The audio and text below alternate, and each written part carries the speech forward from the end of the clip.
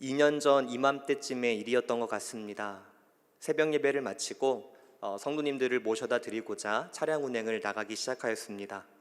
교회 문을 나서서 바로 우회전을 해서 이제 롯데마트 앞 사거리에서 이제 좌회전을 하려고 기다리고 있는데 좌회전 차로에서 한 차가 비상등을 켠 채 움직이지 않는 것이었습니다.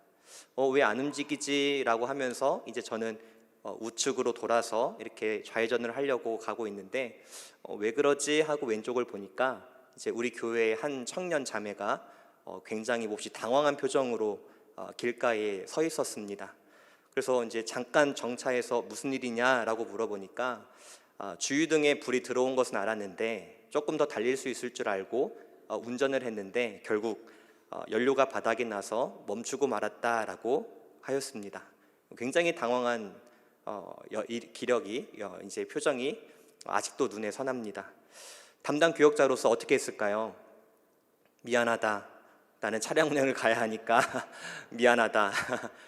그 청년이 제 아내입니다. 지금도 회자되고 있습니다. 그때 이제 한창 결혼을 준비할 때였는데 어떻게 나를 버리고 갈 수 있느냐며 미안하다. 나는 목사다. 라고 하면서 그렇게 잠깐 웃어 넘겼던 기억이 있습니다. 혹시 성도님들도 이런 경험이 있으십니까? 주유등에 불이 들어올 때까지 운전해 본 경험, 또는 제 아내의 일처럼 연료가 바닥에 나서 갑자기 차가 도로 중간에 멈춰버린 기억이 혹시 있으십니까? 주유등에 불이 들어와도 사실 운전하는 데는 크게 어려움은 없습니다. 시동도 잘 걸립니다. 그리고 속도도 잘 납니다. 그리고 치명적인 고장의 신호도 들리지 않습니다. 하지만 주유등에 불이 들어왔다는 것은 괜찮다는 표시가 아니라 지금 이 차가 위험 구간에 들어섰다는 경고 표시입니다. 만약에 이 경고를 무시하고 우리가 이렇게 연료가 바닥날 때까지 운전을 반복한다면 궁극적으로 자동차는 어느 순간 멈추겠지만 멈추기 전까지 이 자동차에게는 몇 가지의 데미지가 입혀지게 됩니다. 가장 먼저 연료 탱크 안에 잠재되어 있던, 바닥에 깔아앉아 있던 불순물이나 찌꺼기 또는 공기가 인젝터로 이렇게 유입이 될 수도 있고, 그러면 그 결과 인젝터가 연료를 고르게 분사를 해야 되는데 그 분사가 일정해지지 않게 되고, 그러면은 출력도 일정하지 않게 되는 것이죠. 그리고 결국에는 차가 멈추게 되지 않겠습니까? 경고등이 들어온 채 달리는 자동차는 표면적으로는 정상처럼 보일지는 모르겠지만 지금 비정상적인 상태를 계속해서 견뎌내고 있는 상황인 것입니다. 자동차를 계속 달리게 하는 것은 운전자의 의지가 아닙니다. 또한 운전자의 운전 실력도 아닙니다. 그리고 무엇보다 자동차의 외관이나 연식, 그것이 자동차를 달리게 하는 것은 더욱더 아닙니다. 자동차를 계속해서 움직이게 하는 것은 무엇입니까? 바로 연료의 유무입니다. 이 원리를 우리의 신앙생활에도 적용해 볼 수 있을 것 같습니다.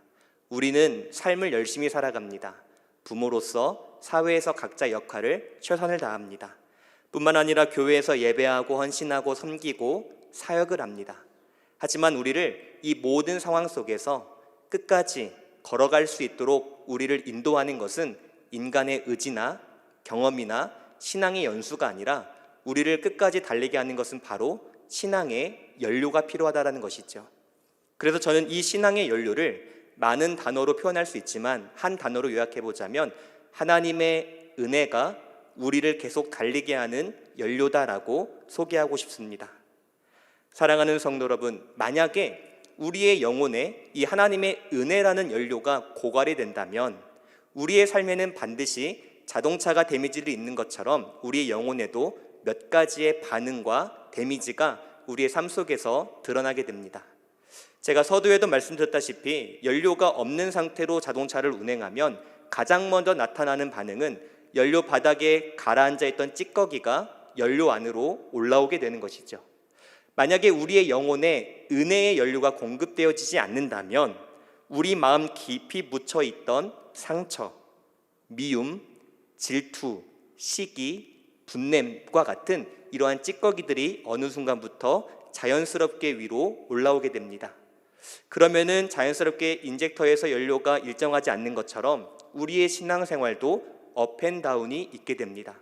어느 날은 좋았다가, 어느 날은 감정이 메말랐다가, 어느 날은 막 성령에 충만하여서 사역하였다가, 어느 순간에는 사역이 메말랐다가, 그렇게 하여서 사역의 기쁨은 사라지고 사역을 감당할 그리고 지속할 힘은 점점 고갈되는 상태에 이르게 되고, 마침내 은혜가 공급되지 않는다면 그 사람은 신앙을 멈추게 되는 것이 바로 우리의 현실일 수 있다는 것이죠.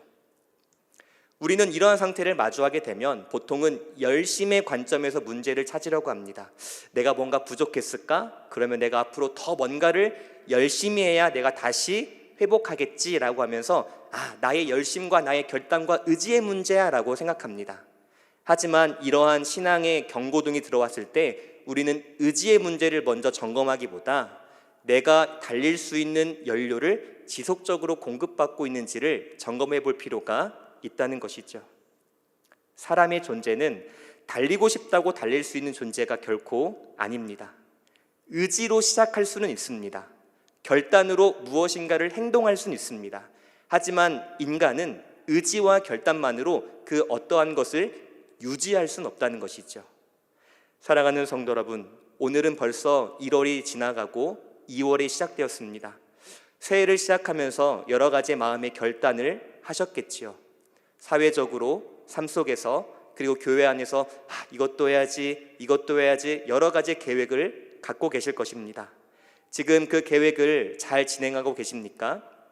저는 이 시점에서 그러한 우리의 거룩한 욕심과 거룩한 부담감과 거룩한 소망, 그리고 우리의 삶의 여러 가지의 계획을 정말 끝까지 잘 지키기 위하여서 정말 필요한 것은 완벽한 플랜이 아니라 나를 움직이게 하는 그 신앙의 연료를 내가 얼마나 공급받고 있는지, 그 공급을 우리가 함께 살펴보고자 하는 것이죠.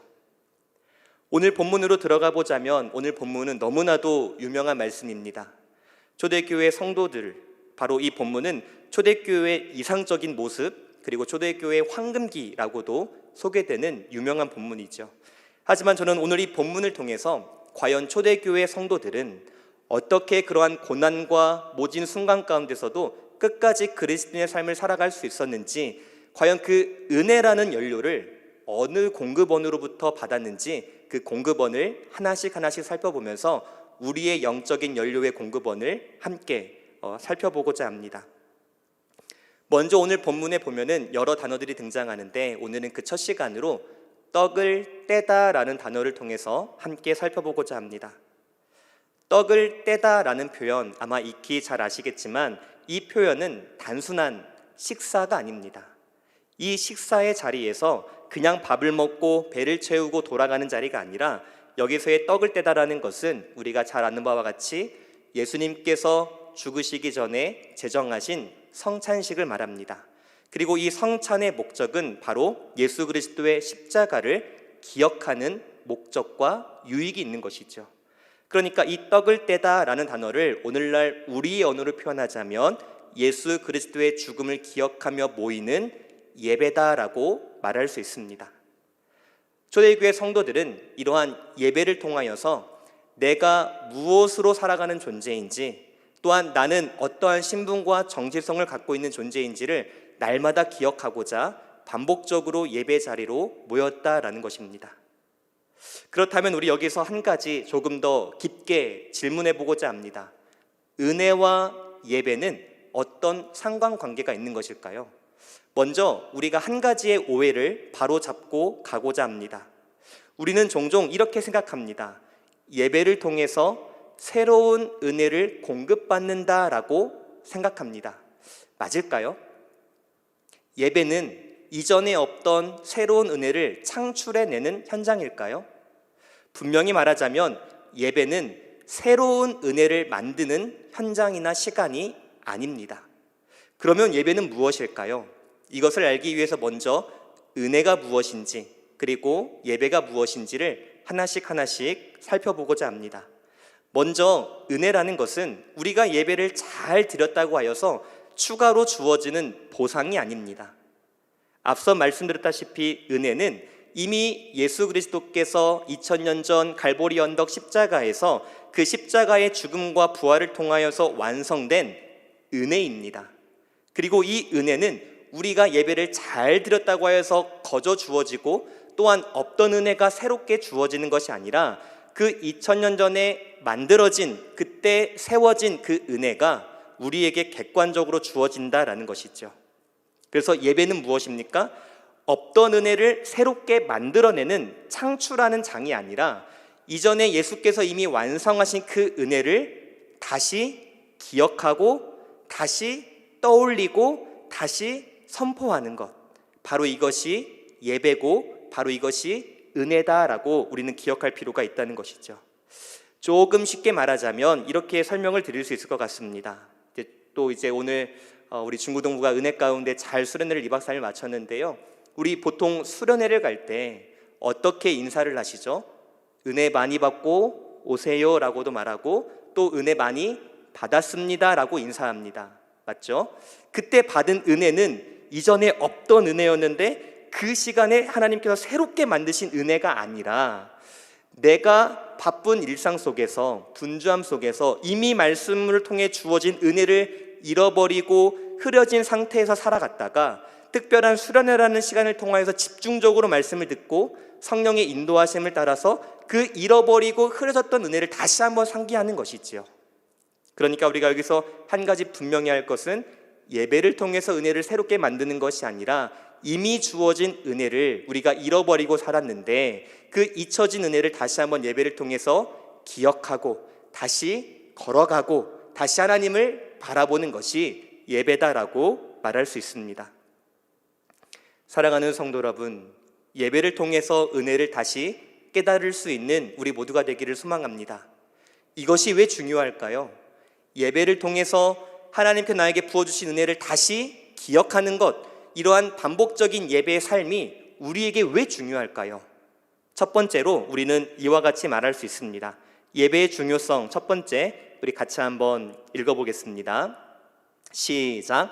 사람은 은혜를 잃어버리는 존재가 아니라 잊어버리는 존재이기 때문입니다. 그래서 우리는 예배를 통해서 은혜를 다시 한번 기억하고 다시 한번 기억해야 합니다. 왜요? 우리는 죄인은 은혜를 잊어버리는 망각의 존재이기 때문이죠. 언어의 유의이긴 한데 조금 어렵지만 분명히 할 게 있습니다. 우리는 하나님께서 주신 은혜를 잃어버릴 수 있을까요? 하나님이 우리에게 은혜를 주셨는데 그 은혜를 우리가 잘못 살면 그 은혜가 사라져 버릴까요? 절대 은혜는 한번 주어지면 잃어버릴 수 없습니다. 왜 잃어버릴 수 없을까요? 그것은 바로 이 은혜의 주체가 내가 아니라 누구이시기 때문에, 하나님이시기 때문에 우리는 결코 은혜를 잃어버릴 수 없습니다. 그런데 우리는 종종 은혜를 마치 감정이나 느낌이나 어떠한 카타르시스라고 생각하여서 마치 내가 어떠한 것을 잘하면 은혜를 많이 받는 것 같고 조금 소홀히 하면 은혜를 내가 덜 받는 것처럼 느껴질 때가 있다라는 것이죠. 은혜는 내가 붙잡고 유지할 감정이나 상태가 아니라 하나님께서 예수 그리스도 안에서 이미 이루신 구속의 사건이기에 은혜는 항상 내 안에 존재하는 객관적인 사실입니다. 그런데 중요한 것은 무엇입니까? 이 은혜를 우리가 잃어버리는 것이 아니라 뭐 한다고요? 잊어버리는 존재이기 때문에 예배가 우리에게 중요하다는 것입니다. 하루가 너무 바쁩니다. 제가 지난 시간에도 한번 말씀드렸지만 해달라는 일도 있고 해야 하는 일도 있고 하고 싶은 일도 있습니다. 많은 일 가운데 우리는 일에 함몰되어서 살아가다 보니까 점점점 하나님께서 나에게 주신 그 객관적인 은혜를 잊어버리고 망각하고 흐려지고 그렇게 모호하게 살아갑니다. 그래서 그 은혜를 다시 한번 또렷하게 기억하는 시간이 바로 예배 시간, 특별히 그 안에서 말씀과 기도와 찬양을 통해서 우리는 나에게 주어진 은혜를 다시 한번 상기하고 기억하는 것이 바로 예배의 목적이다라고 말할 수 있습니다. 그래서 신명기 8장 11절과 14절에서는 인간의 근본적인 문제에 대해서 정확하게 진단합니다.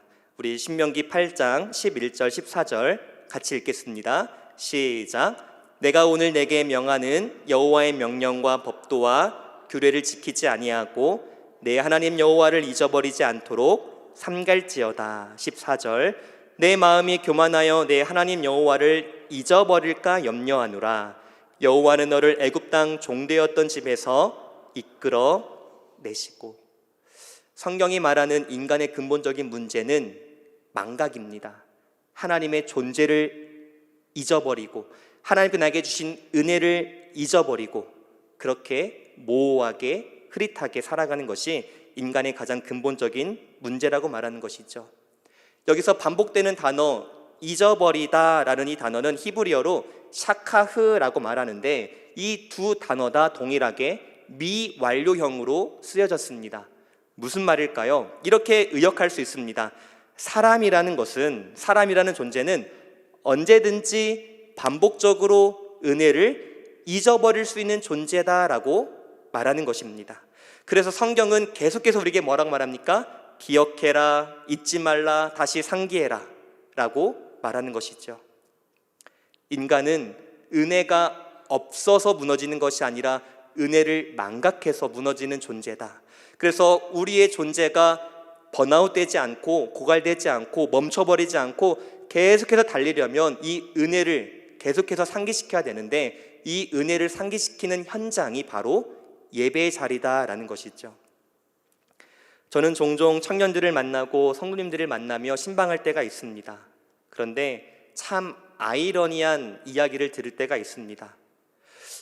목사님 너무 요즘 힘들어요. 요즘 너무 메말라 있고 다시 회복하고 싶어요 라고 하는데 궁극적으로 그분은 예배 자리에 안 나옵니다. 그럼 제 머릿속에는 복잡합니다. 예배 자리에 나오지 않으면서 회복할 수 있는 방법과 비결을 알려달라는 건가? 근데 그 방법은 없거든요. 혹시 우리도 그렇게 생각할 수 있다는 것입니다. 예배 아닌 다른 어떤 것으로 우리가 은혜를 공급받고 힘을 공급받을 수 있는 차선의 공급원이 있다라고 생각해서는 절대 안 됩니다. 하나님께서 은혜를 주시는 가장 유일하고도 가장 확실한 방법은 바로 예배입니다. 사랑하는 성도 여러분, 여기서 한 가지 본질적인 질문을 던집니다. 예배를 사랑하십니까? 예배를 어떤 목적으로 나오십니까? 바라옵기는 하나님, 내가 이 그리스도인으로서 살아가는 이 세상, 죄 많고 허물 많고 이 나그네 길을 살아가는 것 너무 고되지만 내 힘으로 살아가는 것이 아니라 예배를 통해 날마다 은혜를 깨닫고 그 깨닫는 은혜 속에서 주님을 더욱더 또렷이 기억하고 그 안에서 내가 이 땅을 걸어갈 수 있는 힘을 공급받는다라는 이런 간절한 마음을 가지고 우리가 이 예배 자리를 사모하며 나오기를 진심으로 소망합니다. 그래서 우리가 잘 아는 종교개혁자들은 이 예배 그리고 날마다 복음이 들어야 한다라는 이것을 굉장히 많이 강조했습니다. 특별히 루터는 갈라디아 주석에서 이렇게 말하였습니다. 우리 같이 한번 읽어보겠습니다. 시작. 복음은 한 번 이해했다고 해서 유지되지 않는다. 우리는 날마다 복음으로 돌아가야, 한 번 내가 복음을 들었다고 해서 복음 이해했습니다라고 해서 그것이 영원토록 내 머리에 남아있는 것이 아니라 우리는 잃어버린다는 것이죠. 그래서 우리가 해야 될 것은 무엇입니까? 날마다 복음을 들어야 한다고 말합니다. 그리고 또 루터는 탁상담화라는 고전책이 있는데 그 책에서 또 이렇게 말합니다. 우리 같이 읽어보겠습니다. 시작. 나는 복음을 잘 안다. 그러나 나는 매일 그것을 다시 들어야. 솔직히 이 문장에서 우리는 어떻습니까? 복음을 잘 안다. 끝. 다시 들을 필요가 없다. 하지만 루터는 우리에게 분명히 말합니다. 잘 알수록 더욱더 예배자리에 나와서 내가 아는 복음과 말씀이 말씀하는 그 복음이 얼마나 일치하는지, 나는 내 감정에 의지하고 있는지 아니면 복음에 의지하고 있는지 항상 그것들을 또 점검하고 그 안에서 은혜를 공급받아야만 우리가 걸어갈 수 있다고 말하고 있습니다. 또한 한 명만 더 살펴보기를 원하는데, 헤르만 바빙크는 개혁교회학이라는 책에서 이런 글귀를 남겼습니다. 우리 같이 한번 읽어보겠습니다. 한번 보여주실래요? 네, 자막.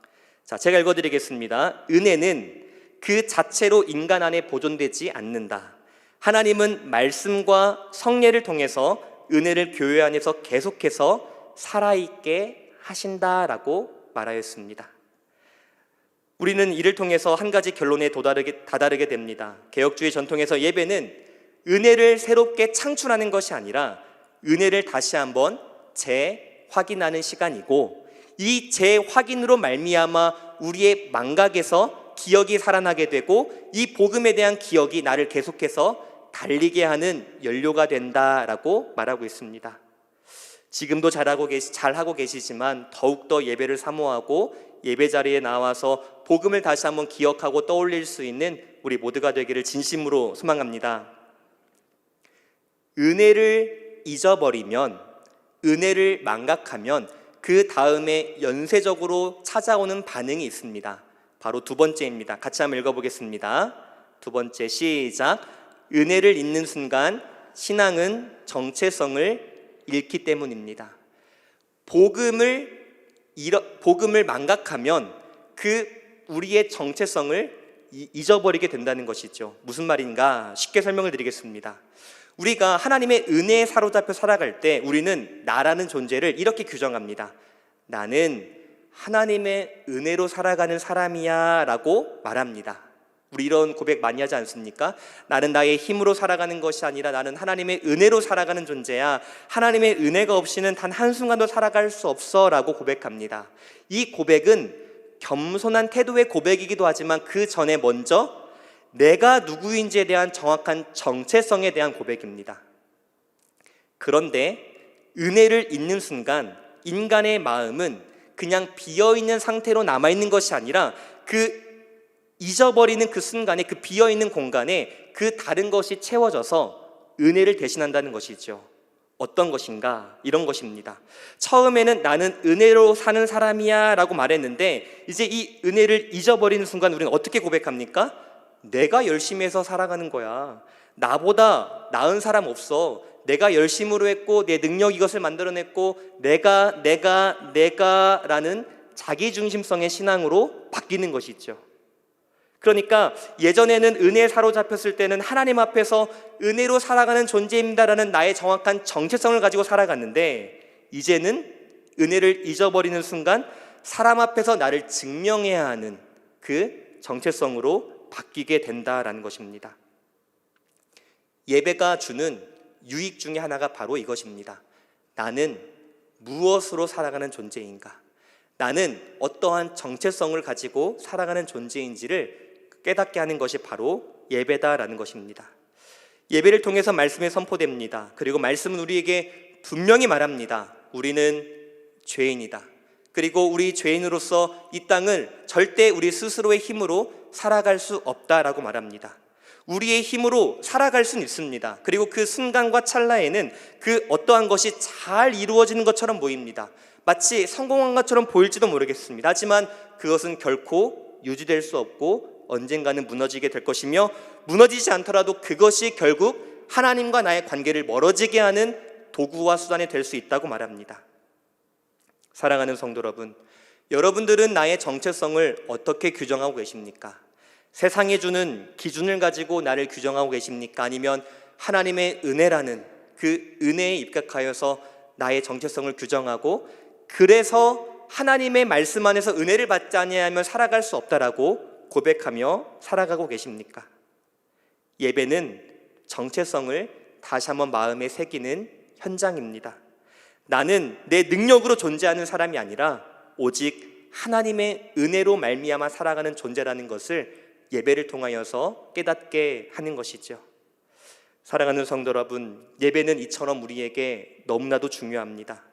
우리는 은혜를 자주 잊어버리고 그 잊어버리는 것을 통하여서 나의 정체성을 혼란시키고 무너뜨리고, 그래서 결국 하나님의 뜻과 기준대로 살아가는 것이 아니라 내 마음대로 내 육신의 정욕을 쫓아서 그렇게 살아갈 때가 얼마나 많습니까? 하지만 예배는 그러한 우리의 모든 못난 자아를 다시 한번 재정립하는 귀한 시간이다라는 것이죠. 예배를 통해서 은혜를 깨닫는 것은 또 왜 중요할까요? 한 가지만 더 살펴보고자 합니다. 우리 세 번째 같이 한번 읽어보겠습니다. 시작. 은혜를 다시 깨닫지 않으면 삶의 기준과 방향이 바뀌기 때문입니다. 제가 세 가지를 굳이 나누어서 이야기를 했지만 사실 이 세 가지는 모두 다 연결이 됩니다. 하나가 무너지면 두 번째, 세 번째가 도미노와 같이 모두 다 무너지게 됩니다. 하나님의 은혜를 잊어버리면 삶의 정체성이 혼란이 되고 그 결과 우리의 삶의 기준과 방향이 무너지게 되는 것이죠. 은혜를 붙들고 살 때 우리의 삶의 기준은 복음입니다. 또한 우리의 삶의 방향은 하나님입니다. 그래서 은혜를 붙들고 살 때는 우리는 하나님 중심, 말씀 중심, 교회 중심으로 살아갑니다. 하지만 하나님의 은혜를 잊어버리고 그래서 나의 정체성에 혼란이 일어나면 우리는 하나님 중심이 아니라 어느 순간부터 삶의 기준은 복음에서 성과와 인정과 비교로 바뀌게 되고 삶의 방향은 하나님에서 나로 바뀌게 됩니다. 이때 사람의 겉모습은 여전히 예배합니다. 여전히 교회 다닙니다. 여전히 신앙의 언어를 마음껏 사용합니다. 하지만 실제로는 복음이 아니라 자기 기준이 삶을 지배하는 상태가 되고 마는 것이죠. 말씀보다 내 인생의 결과가 더 중요하고 하나님의 시선보다 사람의 시선과 평가가 더 중요하고 민감해지고 은혜보다 성취가 나의 삶을 규정하게 되는 삶을 살아간다라는 것이죠. 예배는 삶의 결과를 점검하는 것이 아니라 복음으로 규정된 나의 삶의 방향과 기준을 다시 한번 재정립하는 귀하고 복된 시간이다라는 것을 우리가 꼭 기억하면 좋겠습니다. 여기까지 잠시 한번 정리해 봅니다. 우리가 은혜를 잊어버리면 기억이 흐려지고 정체성이 흔들리고 우리의 삶의 기준과 방향이 흔들립니다. 반대로 말해볼까요? 은혜를 기억하면 우리의 기억은 또렷해지고 하나님 앞에서 나의 정체성이 분명해지고 우리의 삶은 어떠한 문제 가운데서도 끝까지 그리스도인으로서 걸어갈 수 있는 힘을 얻게 된다는 것이죠. 은혜를 잊었을 때와 은혜를 기억했을 때 이 상반된 삶의 결과가 바로 시편 73편의 아삽이라는 삶의 모습을 통하여서 분명하게 드러납니다. 아삽, 이 사람은 누구입니까? 하나님을 예배하고 하나님을 섬기고 하나님을 믿는 신앙인이었습니다. 그런데 아삽이 시편 73편에서 이렇게 고백합니다. 우리 73편 2절에서 5절 같이 한번 읽어보겠습니다. 시작. 나는 거의 넘어질 뻔하였고 나의 걸음이 미끄러질 뻔하였으니 이는 내가 악인의 형통함을 보고 오만한 자를 질투하였음이로다. 그들은 죽을 때에도 고통이 없고 그 힘이 강건하며 사람들이 당하는 고난이 그들에게는 없고 사람들이 당하는 재앙도 그들에게는 없나니. 혹시 이 구절을 통해서 아삽이 지금 겪고 있는 신앙의 문제를 발견하셨습니까? 아삽이 겪고 있는 신앙의 문제는 나의 삶을 해석하는 그 기준이 지금 흔들렸습니다. 어떻게 지금 보고 있냐면 아삽은 이렇게 보고 있는 겁니다.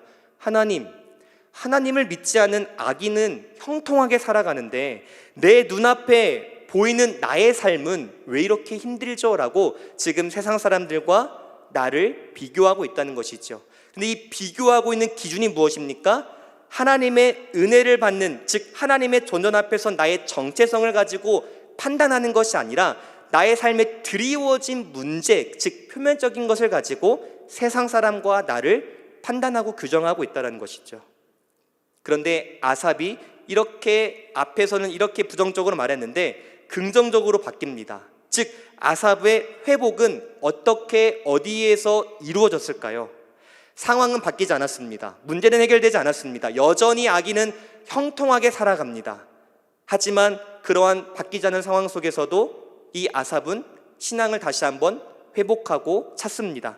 그 결과가 어떻게 이루어지는가? 바로 시편 73편 16절과 17절에서 이렇게 말합니다. 우리 같이 한번 읽어보겠습니다. 시작. 내가 어쩌면 이를 알까 하여 생각한즉 그것이 내게 심한 고통. 여기까지만 읽겠습니다. 아삽은 고민했어요.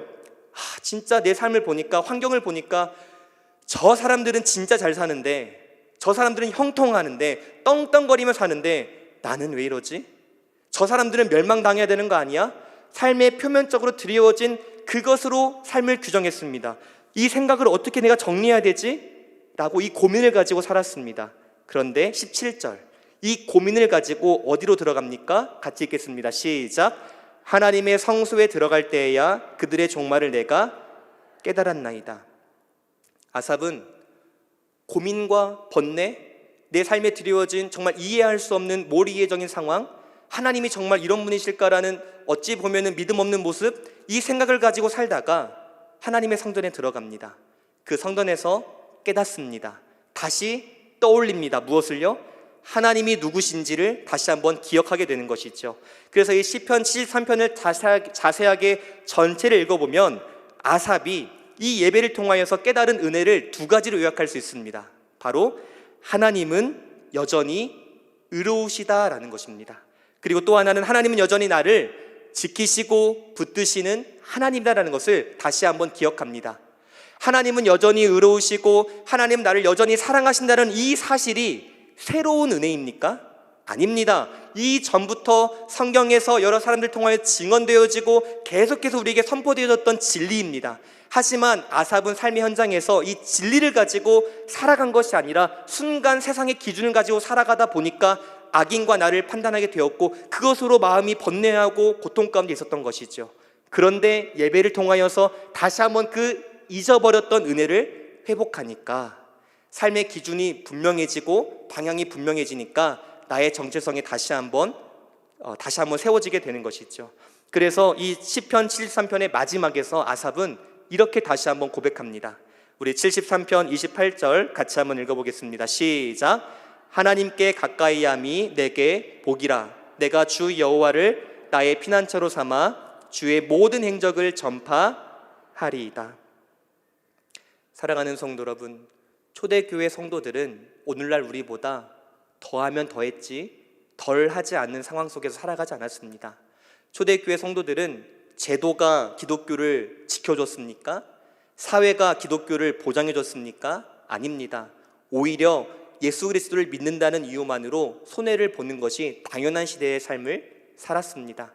하지만 사도행전을 보십시오. 나아가 예수님의 제자들을 보십시오. 또한 그들을 통해서 복음을 듣고 회심하고 그리스도인으로 따랐던 많은 그리스도인의 삶의 결과를 보십시오. 그러한 핍박과 고난과 삶의 어려움 속에서 그들은 멈추지 않았습니다. 그들은 계속해서 전진했습니다. 어떻게 이러한 삶을 만들어낼 수 있었을까요? 그들의 어떠한 의지의 결과였습니까? 결단의 결과였습니까? 아니면 그 난세의 영웅이 나타나서 그 사람들을 휘어잡을 수 있는 어떠한 뛰어난 지도자가 나타났습니까? 아닙니다. 그러한 어려운 상황 속에서도 예배를 반복적으로 사모하였고 그 반복된 예배 안에서 하나님이 누구신지, 내가 누구인지, 내가 이 삶을 어떻게 살아가야 하는지 그 정체성과 삶의 기준이 말씀 안에서 예배 안에서 명확해졌다라는 것입니다. 예배는 선택이 아니라 은혜로 살아가고자 하는 자의 필수입니다.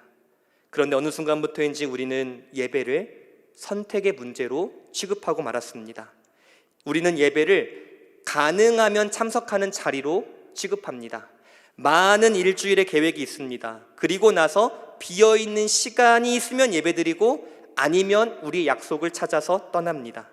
하지만 우리는 이제 더 이상 예배를 가능하면 참석하는 선택의 자리가 아니라 내가 반드시 돌아가야 할 은혜의 자리라는 것으로 우리는 바꾸어야 합니다.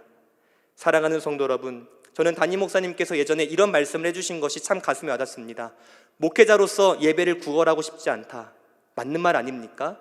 예배를 제발 나오십시오. 제발 와서 기도하십시오. 제발 말씀 들으십시오. 제발 찬송하십시오. 이게 아니라 정말 내가 누구인지, 하나님이 누구이신지, 이 땅 험한 세상 나그네 길을 어떻게 살아가야 하는지 아무리 알면 알수록 세상에선 답을 찾을 수 없고 나를 계속해서 걸어갈 수 있게 하는 것은 하나님의 은혜가 아니면 살아갈 수 없음을 기억하면서 목사님이 나오지 말라고 해도 세상이 나가지 못하도록 우리를 환경을 그렇게 제약하고 만든다 할지라도 나는 예배 자리 나아가야 합니다. 그곳에서 은혜를 받지 않으면 살아갈 수 없습니다. 내 평생의 소원은 예배자인데라는 이 고백을 가지고 우리가 살아가야 하지 않겠습니까? 그런데 유튜브의 문제일까요? 아니면 나의 의지의 문제일까요? 어느 순간부터인지 우리의 예배 그리고 현장의 예배는 조금씩 그 중요성이 퇴색되고 있는 것이 조금 매우 마음이 아픕니다. 사랑하는 성도 여러분, 우리 이 시간에 작지만 매우 중요한 결단 하나를 해보고자 합니다. 다시 예배 자리로 나아갑시다. 다른 목적이 아니라 우리를 그리스도인으로서 살아갈 수 있는 존재, 그 힘의 근원은 예배를 통해서 주시는 은혜 없이는 우리가 결코 살아갈 수 없다는 것이지요. 따라서 우리는 예배 시간을 남는 시간에 끼워 맞추는 것이 아니라 예배를 기준으로 하루와 한 주와 나의 일상과 전 생애를 우리가 다시 한번 세워갈 수 있는 우리 모두가 되기를 진심으로 소망합니다. 말씀을 정리합니다. 우리에게는 여러 가지 계획들이 있습니다. 꿈꾸는 것이 있습니다. 우리는 그것을 향하여서 열심히 달려갑니다. 세상적인 것뿐만 아니라 우리의 신앙생활에서도 여러 가지의 원함과 바람들이 있습니다. 하지만 기억하십시오. 신앙생활은 잠깐 반짝하고 끝나는 것이 아니라 마라톤과 같습니다. 계속해서 걸어가야 합니다. 주님이 나를 부르실 때까지, 또는 주님이 다시 오실 때까지 우리는 그 십자가의 길을 끝까지 걸어가야 합니다. 그런데 그 걸어갈 수 있는 힘은 나의 의지나 결단이나 나의 경험이 아닙니다. 바로 하나님의 말씀, 그 예배 안에서 주어지는 은혜 없이는 우리는 결코 살아갈 수 없는 존재임을 기억하시면서 오늘보다 내일 더 예배를 사모하고 그 예배 안에서 하나님의 은혜를 깊이 누리며 그 은혜를 받는 만큼 더 주님을 사랑하고 주님의 몸된 교회를 섬기며 살아갈 수 있는 우리 모두가 되기를 진심으로 소망합니다. 우리 함께 찬양하며 함께 기도하며 나아가겠습니다. 내 평생 사는 동안 주 찬양하리. 여기서 찬양이라는 단어가 자주 반복이 되는데 찬양이라고 부르겠지만 예배라고 바꿔서 한번 속으로 함께 불러보면 좋겠습니다. 우리 함께 내 평생 사는 동안 찬양하겠습니다.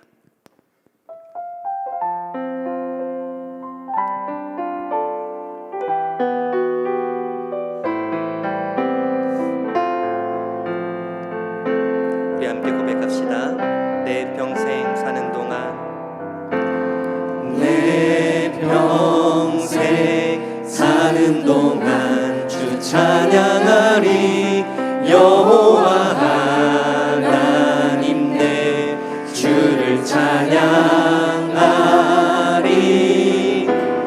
주님을 묵상함이 즐겁도다.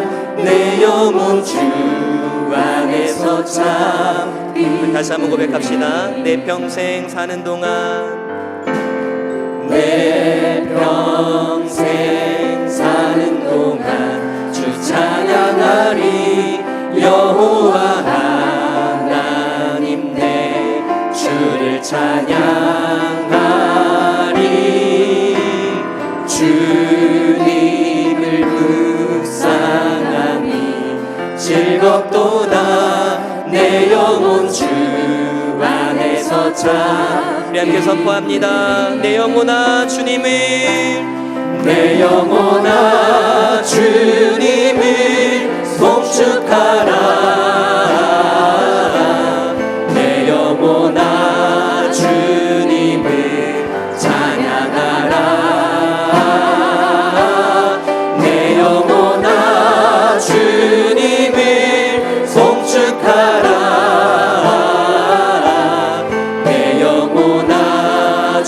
우리 한 번 더 고백합시다.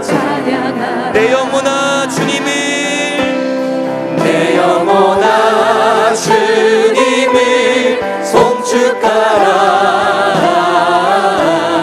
내 영혼아 주님을 찬양하라. 내 영혼아 주님을 송축하라.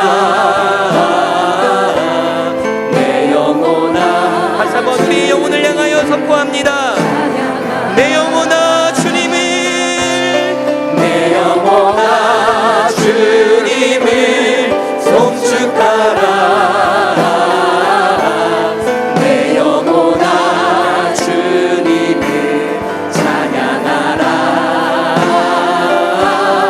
내 영혼아 주님을 송축하라.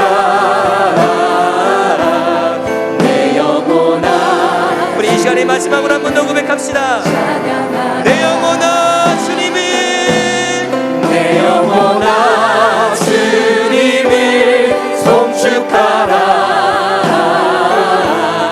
내 영혼아 주님을 찬양하라.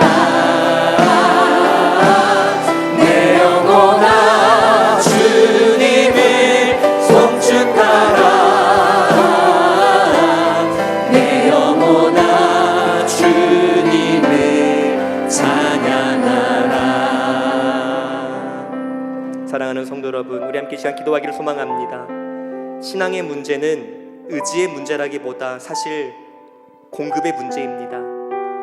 내가 얼마나 큰 의지와 결단을 가지고 살아가느냐의 문제가 아니라 내가 이 길을 걸어가는데 어떤 힘을 가지고 걸어가느냐의 문제입니다. 우리의 신앙생활이 끝까지 유지되고 정말 바른 길로, 옳은 길로 끝까지 걸어갈 수 있는 것은 내 힘이 아니라 하나님의 은혜입니다. 그리고 이 은혜는 다른 어떤 곳에서 받는 것이 아니라 이 예배 자리에서 하나님의 말씀과 성령의 인도하심에 따라서 우리는 이 은혜를 공급받습니다. 예배는 신앙의 연료의 유일한 주유소입니다. 사랑하는 성도, 우리 시간 함께 기도할 때 주님, 내가 그동안 예배를 어떻게 생각하였는지 혹시 회개할 것이 있다면 회개하시고, 주님 바라옵기는 이 예배를 더욱더 사모함으로 말미암아 주님의 은혜를 날마다 공급받고 십자가의 길, 순교자의 길, 그 주님의 참된 그리스도인의 길을 끝까지 걸어갈 수 있는 내가 되게 해달라고 우리 시간 함께 주님의 이름을 부르며 기도하며 나아갑니다. 주여,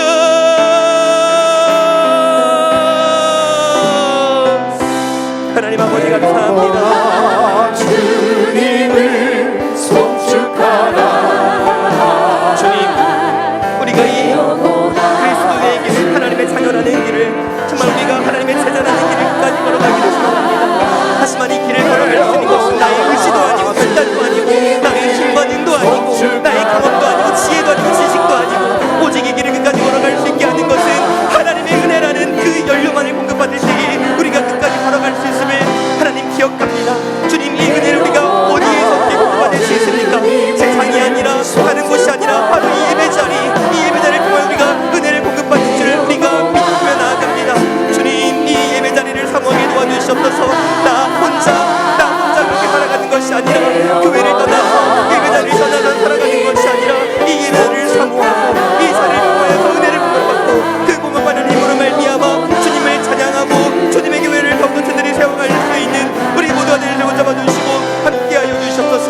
주님, 그저 우리가 예배를 일주일에 한 번 드려지는 그냥 그저 방문이나 어떤 절차로만 여기자기 붙잡아주시고, 주님, 우리 예배가 진정으로 기쁨으로 차원하는 마음으로 사모하는 마음으로 드려질 수 있는 우리 예배가 될 줄 붙잡아주시고 함께하여 주시옵소서. 예배를 통하여 은혜를 공급받게 하시고 그 공급받음을 말미암아 우리가 이 신앙의 길, 이 수고자의 길, 신뢰자의 길을 끝까지 걸어갈 수 있는 우리 모두가 될 줄 붙잡아주시고 함께하여 주시옵소서. 혹시 예배를 쉬는 영혼들이 있습니까? 교회를 떠난 영혼들이 있습니까? 그 영혼들이 오늘 이 말씀을 듣고 이 찬양을 듣는다면 그 마음을 다시 한번 예배를 향한 그 회복을 일으켜주시고 다시 한번 예배를 사모하는 마음을 부어주셔서 예배대로 나올 수 있는 그들의 발걸음이 될 수 있도록 붙잡아주시고 함께하여 주시옵소서. 예배를 사모하기를 소원합니다. 예배를 그저 간단한 선택으로 나에게 붙잡아주시고 예배를 중심으로 나의 삶을 다시 한번 제고할 수 있는 우리 모든 삶이 될 수 있도록 함께하여 주시옵소서. 주님, 우리가 많이 낙심해 있습니까? 많이 지쳐 있습니까? 어떤 문제가 있습니까? 이런 모든 문제와 어려움들을 세상에서 인간의 방법으로 사용하는 것이 아니라 해결하고 가는 것이 아니라 말씀과 예배 안에서 그 모든 문제들을 하나씩 해결해갈 수 있는 우리 모두가 될 수 있도록 잡아주시고 함께하여 주시옵소서. 우리가 살아가는 모든 동안 끊임없이 주님을 예배하겠노라 결단하며 살아갈 수 있게 도와주시고 이 예배를 통해 주님을 만나고 은혜를 공급받고 살아갈 수 있는 우리 모두가 될 수 있도록 잡아주시고 함께하여 주시옵소서. 은혜를 사모합니다. 은혜를 우리에게 충만하게 부어 주시옵소서.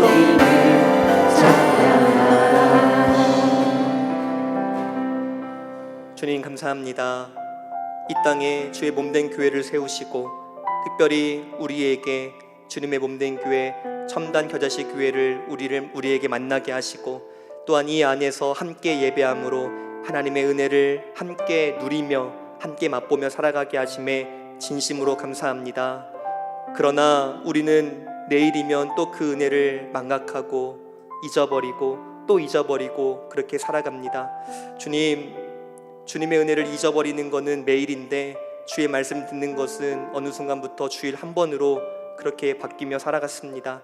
주님, 정말 이 땅을 살아가게 하는 것은 주의 은혜라는 것을 다시 한번 기억하게 하시고 그 은혜를 예배 안에서 이루어진다는 것을 기억하게 하시고 정말 예배가 나에게 정말 중요하구나, 정말 필수적이구나, 없어서는 안 될 것이구나 라는 것을 정말 진심으로 깨닫게 하셔서 이 예배를 나오는 발걸음이 기쁘게 하시고 예배를 참여한 우리의 마음이 즐거움으로 넘칠 수 있도록 함께하여 주시옵소서. 예배를 통하여서 말씀이 선포될 때에 주님 은혜를 충만하게 부어주시고 그 은혜로 말미암아 우리에게 맡기신 사명을 감사함으로 기쁨으로 감당하게 하시고 우리에게 주어진 그 십자가의 길, 그 순교자의 길, 더 나아가 순례자의 걸음 가운데 끝까지 믿음을 가지고 걸어갈 수 있도록 은혜를 더하여 주시옵소서. 이제는 우리 주 예수 그리스도의 은혜와 하나님 아버지의 그 크신 사랑하심과 성령 하나님의 교통하심이 오늘도 예배를 통하여 우리에게 은혜를 부어주시고 그 은혜로 말미암아 잊어버렸던 그 은혜를 다시 한번 깨닫게 하시고 그로 말미암아 우리의 정체성을 다시 한번 세우시고 그리하여서 우리를 걸어가게 하신다라는 이 하나님의 놀라운 은혜 앞에 살겠노라 결단하고 돌아가는 우리 사랑하는 모든 성도들의 머리 위에와 주님의 피로 값주고 사신 첨단 겨자씨교회 위에와 이 나라 민족 세계 열방 가운데 이제로부터 영원토록 항상 함께 있을지어다. 아멘.